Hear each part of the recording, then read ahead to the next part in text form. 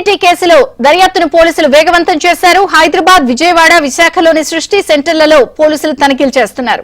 మరోవైపు డాక్టర్ నమ్రత కుమారుడు జయంత్ కృష్ణ పాత్రపై కూడా పోలీసులు ఆరా తీస్తున్నారు.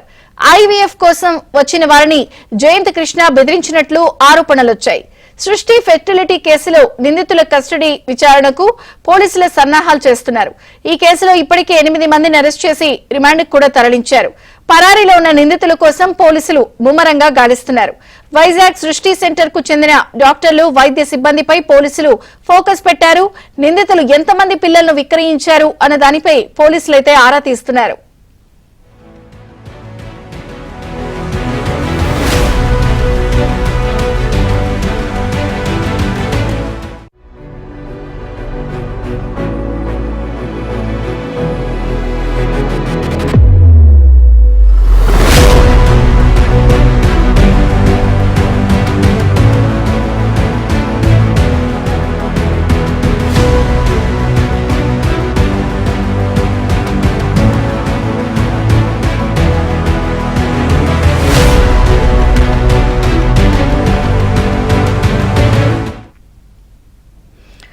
ఇక ప్రధానంగా ఎన్నో ఆరోపణలు ఎదుర్కొంటున్నటువంటి సృష్టి ఫెర్టిలిటీ సెంటర్ ప్రస్తుతం చర్యలకు సిద్ధమవుతున్న తరుణంలో అక్కడ విజయవాడలో కూడా వారంతా కూడా అక్రమంగా సెంటర్ నిర్వహిస్తున్నట్టు గుర్తించారు. ప్రధానంగా అనుమతులు లేకుండానే. విజయవాడ నుంచి మరింత సమాచారాన్ని మా ప్రతినిధి ప్రసాద్ అందిస్తారు. ప్రసాద్,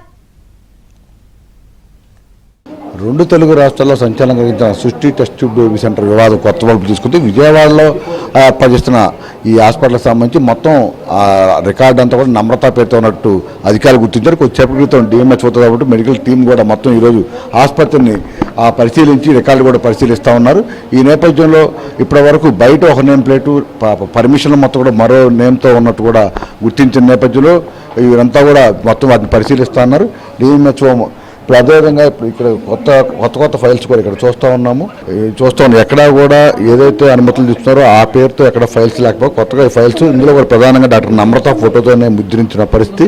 అంటే ఇక్కడ సికింద్రాబాద్ మొత్తం గతంలోనే నమ్రత ఏర్పాటు చేసిన హాస్పిటల్ ఇలాగే అవకతవకలు పాల్పడిన నేపథ్యంలో ప్రభుత్వం పూర్తిగా లైసెన్స్ రద్దు చేసింది. అయితే మళ్ళీ కొత్తగా ఈ అనుమతులు తీసుకుని వేరే వాళ్ళ పేరుతో నిర్వహిస్తున్నట్టు భావించినప్పుడు కూడా రికార్డుల పరంగా డాక్టర్ నమ్రత పేరుతోనే ఉన్నట్టు చెప్తా ఉన్నారు.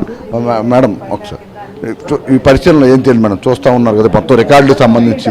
అదే మేడం, ఇప్పుడు ప్రాథమికంగా ఏం నిర్ధారణ అంటే ఒకటేంటంటే ప్రతి బోర్డు కానీ, ప్రతి మేము ఇచ్చిన రిజిస్ట్రేషన్స్ కానీ, విఎంసీ వాళ్ళు ఇచ్చిన రిజిస్ట్రేషన్స్ కానీ, పొల్యూషన్ వాళ్ళు ఇచ్చిన రిజిస్ట్రేషన్ కానీ, ఫైర్ అండ్ ఓసీ అన్నీ కూడా మాకు పెట్టిన యూనివర్సల్ హెల్త్ కేర్ కిందే ఉన్నాయి. ఏవి కూడా మీరు ఇప్పుడు అంటున్న సృష్టి అన్న దాని కింద ఏవి కూడా లేవు. ఇప్పుడు మేము ఆ బోర్డులు ఏంటని మేము వెళ్ళడం జరిగింది. అది అంతకుముందు ఎప్పుడో ఉన్నాయి, ఆ బోర్డులు అందుకని తీయలేదు అని చెప్తున్నారు. కానీ తీసేయాలి లెక్క ప్రకారం. మాకు ఏదైతే వాళ్ళు పెట్టారో అదే బోర్డులు వాళ్ళు ప్రజలకు తెలిసేటట్టు ఆ సెంటర్ మీద పేర్లు ఉండాలి. కానీ ఎప్పుడో పెట్టుకున్న, ఎప్పుడో సంవత్సరాల క్రితం ఎప్పుడో ఉన్న పేర్లు ఉన్నవి అసలు వాళ్ళు తీసేయాలి. ఒకవేళ వాళ్ళు పేరు మార్చుకుంటే మాకు మళ్ళీ పెడతారు, ఇంటిమేషన్ ఇవ్వాలి. మేము ఇలా పేరు మార్చుకుంటున్నాం, ఏదో సంస్థతో దేంతో వాళ్ళు ఏదైనా ఇదైనా కూడా మాకు పేరు పెట్టుకోవడానికి మాకు ఇవ్వాలి. ఆ పేరు మార్చడానికి కూడా మోడిఫికేషన్ అన్న దాని మీద మళ్ళీ మేము ఇవ్వడం జరుగుతుంది. బట్ ఇక్కడ ఎక్కడా కూడా మాకంటూ పేరంటూ పెట్టలేదు మార్చమని. బట్ ఆ బోర్డులు అనేది ప్రీవియస్ అని వాళ్ళు చెప్పడం జరిగిందండి. సో మేము ఇంకా పరిశీలించాల్సిన చాలా ఉన్నాయి. చూస్తాం, నమ్రత ఎవరైతే నేను అరెస్ట్ కాబడ్డారో సికింద్రాబాద్లో ఇష్యూ అయింది, మీ దృష్టికి వచ్చే ఉంటుంది. ఇప్పుడు ఇక్కడ హాస్పిటల్ పరిశీలన చూస్తే మొత్తం ఖాళీ చేస్తున్న పరిస్థితి కనిపిస్తూ ఉంది. ఏం చెప్తున్నారు మీకు ఇప్పుడున్న సమాచారం? ఇప్పుడు యాక్చువల్గా అయితే మేము వచ్చేసరికి ఇక్కడ ఎవరు లేరండి, మీరు కూడా ఉన్నారు, మీకు కూడా తెలుసు. సో మా దగ్గర ప్రతి హాస్పిటల్కి ఒక నెంబర్ ఉంటుంది. ఆ నెంబర్ ప్రకారం మీనా కిషోర్ గారికి కాల్ చేయడం జరిగింది. ఆయన ఇప్పుడు వచ్చారు. సో ఆయన చెప్పడం ఏంటంటే మరి ఇక్కడ లెక్క ప్రకారం అయితే 10ంటికి అలా ఓపెన్ చేస్తే 11:30, 12 అవుతుంది. బట్ అందరూ ఎంప్లాయీస్ ఉండాలి. ఇక్కడ చూస్తే ఎవరు కూడా ఎంప్లాయీస్ లేరు, ఏ ఎంప్లాయీస్ కూడా ఇక్కడ లేరు. మరి ఎంప్లాయీస్ లేరు అన్నప్పుడు ఆయన సరైన సమాధానమని ఆయన దగ్గర నుంచి మాకు రాలేదు. నిన్నేమో మొత్తం వ్యాన్ ఉంది, అన్ని చూపించారు, అన్ని ఛానల్స్లో వచ్చిన పరిస్థితి. ఈరోజు చూస్తే మొత్తం ఖాళీ అయిపోయింది. స్టాఫ్ కూడా కిషోర్ గారు ఒక్కలే కనిపిస్తున్నారు ఇక్కడ. ఫైనల్గా అంటే ఉద్దేశపూర్వకంగా ఖాళీ చేస్తుంటారు. ఈ వివాదం నేపథ్యంలో మీ ఫర్దర్గా గవర్నమెంట్ పరంగా ఎటువంటి చర్యలు తీసుకునే అవకాశం అంటే ఒకటండి, ఇప్పుడు యాక్చువల్గా అయితే వీళ్ళ హాస్పిటల్ నుంచి మాకు ఎటువంటి కంప్లైంట్ అనేది రాలేదు లెక్క ప్రకారం.